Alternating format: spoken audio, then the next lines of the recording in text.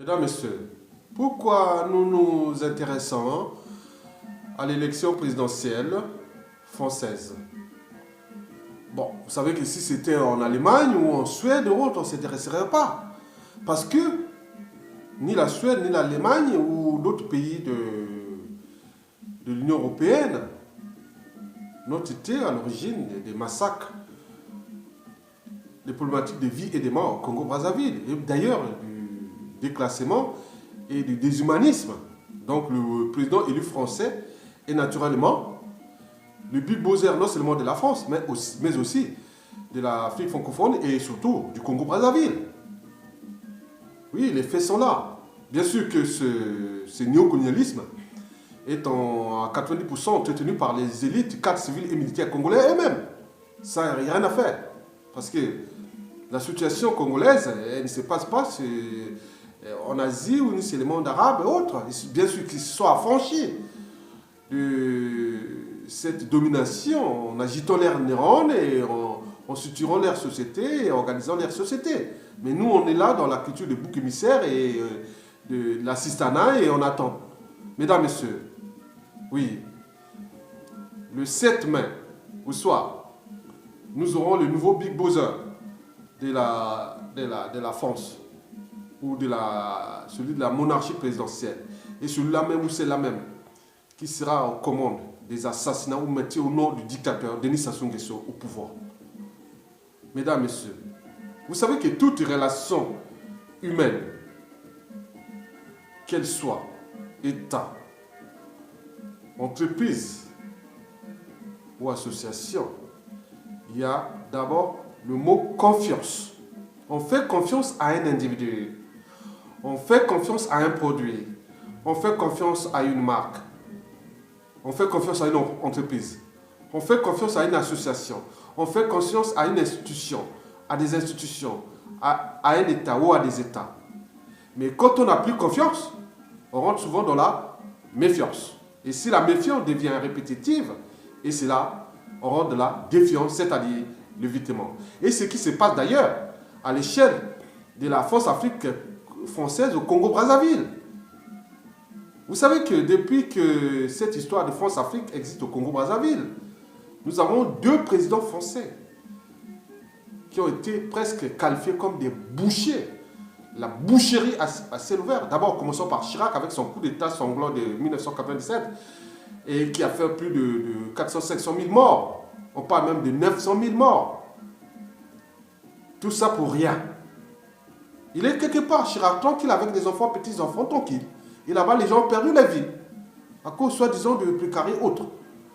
En étonnant ce mot, ça, Sassou Nguesso. Et de l'autre aussi, bon, il y a Hollande, François Hollande, 2012-2017. Ah oui. Il nous a vendu qu'il arrête. La démocratie, les gens font confiance. Et là, bingo, il nous a fait comme ça. On parle aujourd'hui de 3000 morts. Et je vous dis au ce moment, avant la fin du dictat, de la mandature du président François Hollande, je vous dis que c'est une boucherie au ciel ouvert qui se passe au Congo là. C'est comme la Syrie. Et personne n'en parle. Aucun droit de veto pour dire non, stop. Et là, c'est comme une curée de violence qui est entreprise. On ne comprend pas pourquoi ils font ça. Mesdames, Messieurs, vous savez que dans toute relation humaine, je répète, il y a un problème d'abord de confiance. Après, quand on ne fait plus confiance, on rentre dans la méfiance.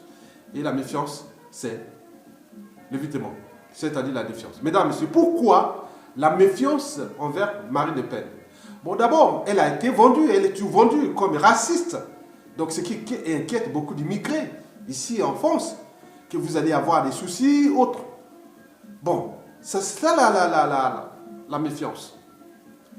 Mais si ça ne tenait qu'à ça, bon, il y aura bien sûr cette méfiance, mais il me semble que le vice-président du Front National, qui est aussi le conjoint de Marine Le Pen, qui s'appelle lui Alliot, c'est celui qui a porté avec Maître Collard, Gilbert Collard, au Parlement européen, partout.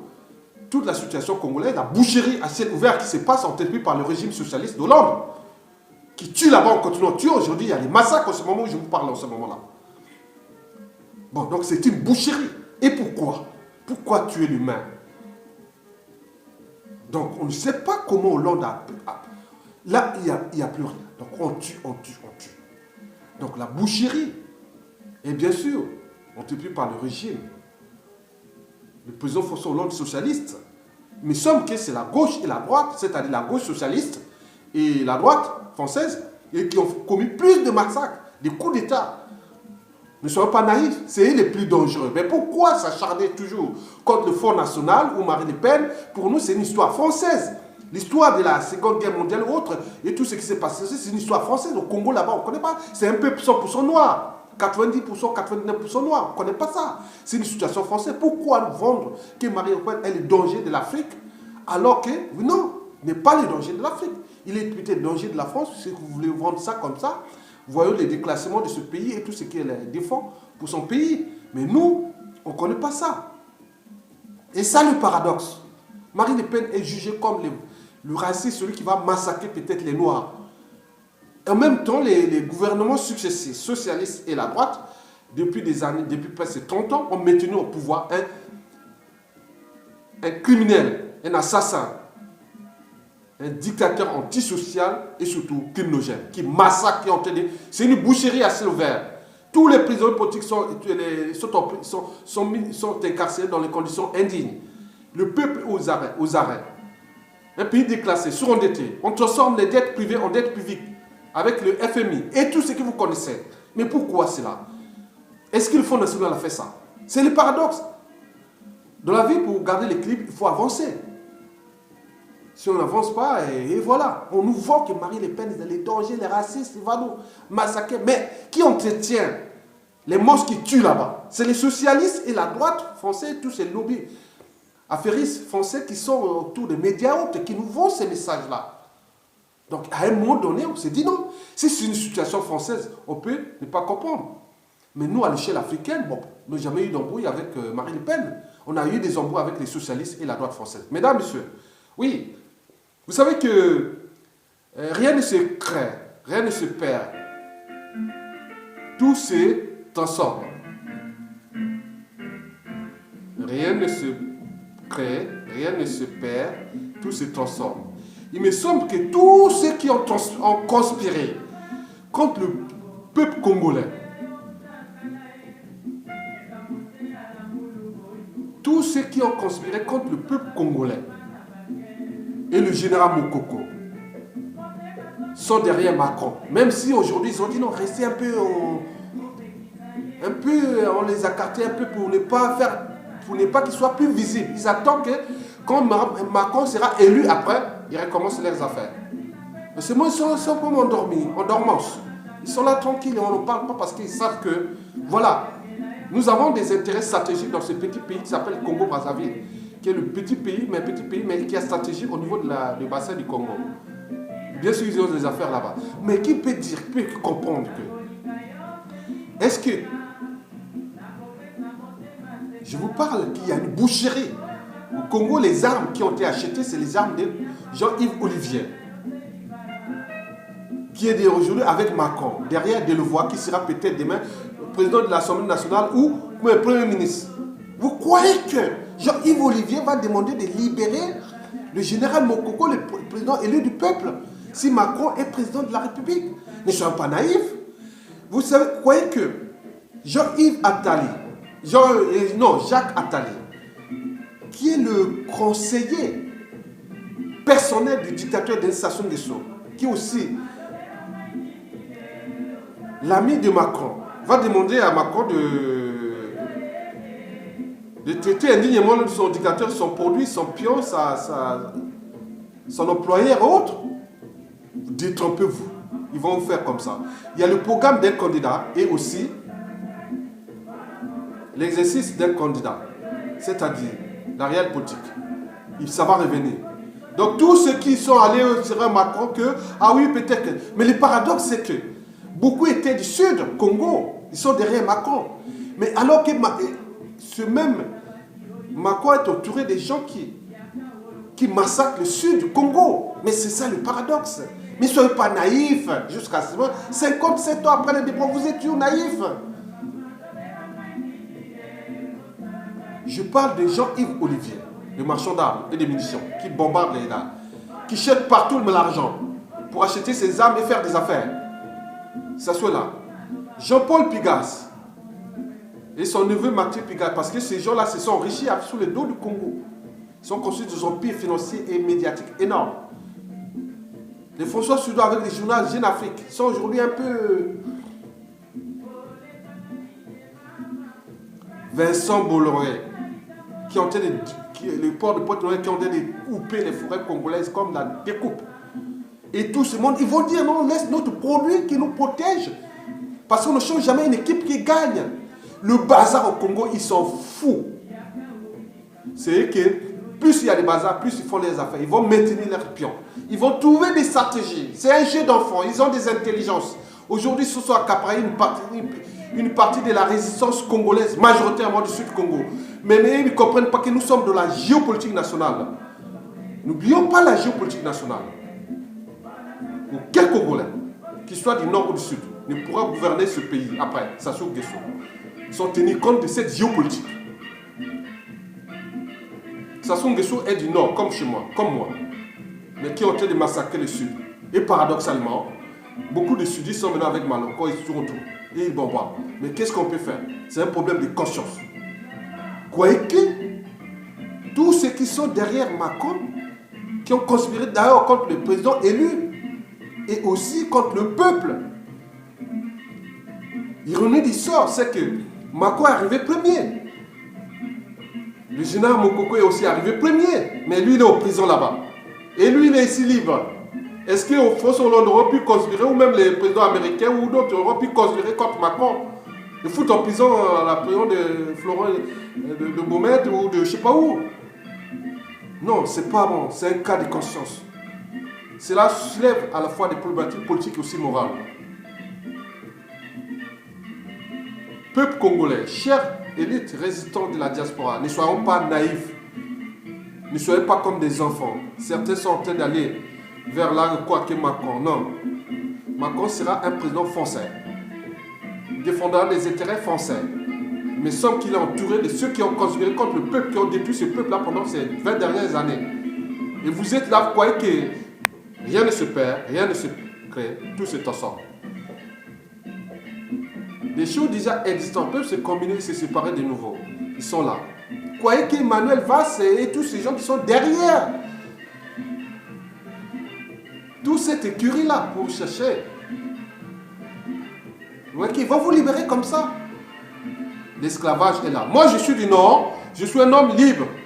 Je sais que demain, aucun président du Nord, comme moi, ne pourra gouverner ce pays en s'entourant des suffices sudistes. Ça ne marchera pas. Et inversement, aucun président sudiste qui viendra ne pourra jamais travailler avec mettre le pays en paix en prenant des suffices nordistes.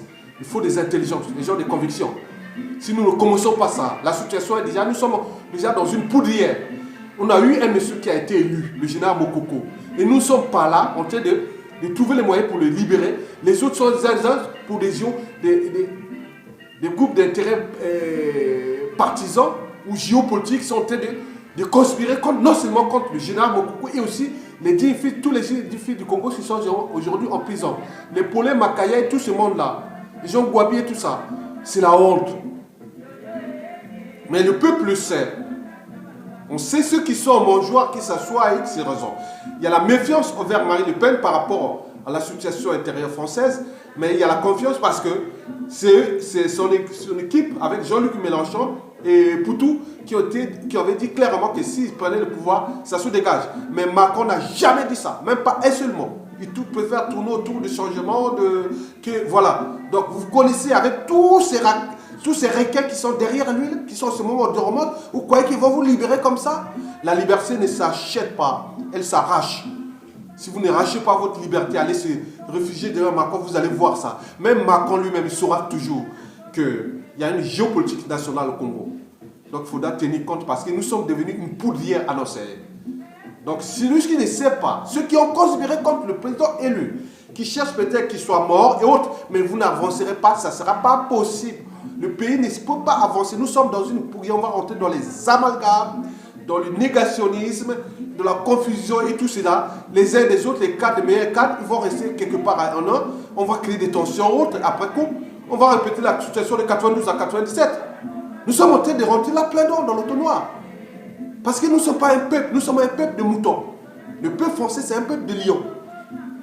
Mais nous sommes un peuple de moutons. Les uns et les autres sont en train de se monter, voilà. Maintenant Macron, d'autres, Marine Le Pen. Donc, attendez. Soyez pas des lâches, des incapables, des assistés, des gens indignes, ayez des convictions. Nous avons un président élu. Nous n'avons même pas honte. Celui qui est arrivé au premier en France, il est là en vie. Il se prépare pour le deuxième tour. Mais pourquoi le nôtre est en prison? C'est quoi ce problème-là? Nous ne sommes pas la démocratie, c'est un luxe en Afrique. Non, il n'est pas un luxe. Chez le peuple, il n'est pas luxe. Il est un luxe, c'est tous ces conspirateurs, tous ces traîtres, tous ces trouillards et tous ces élites qui nous roulent pour leurs intérêts particuliers, des groupes d'intérêts partisans à caractère ethnocentrique. Mais ça ne marchera plus. Tous ces saints, on se resserre les uns et les autres. La méfiance commence à être même au sein de la géopolitique congolaise pour cette dictature de Sassou Nguesso. Mesurez cet impact-là. Je vous rappelle qu'aucun président qui va venir après Sassou Nguesso, s'il ne travaille pas avec des vrais dignes fils, si le président du Nord, s'il ne travaille pas avec des vrais dignes fils du Sud, ça ne marchera pas. Inversement, celui qui est du Sud, qui ne marchera pas avec les vrais dignes fils du Nord, et trouver des terrains de soins avec des projets de société, des gens qui ont des convictions, mais pas les gens qui sont des gens comme des girouettes, qui sont derrière des réseaux de forces centrifuges, des réseaux sataniques et autres, machiavéliques. Vous n'avez qu'un pays déjà en mort clinique, vous allez travailler, réformer les Congolais dans ces conditions. Rêvez. Bien sûr, il vous reste encore un peu de pétrole, un peu de bois, et vous allez exploiter ça pour faire votre train de vie avec ces gens-là, mais le pays sera... Arrêtons.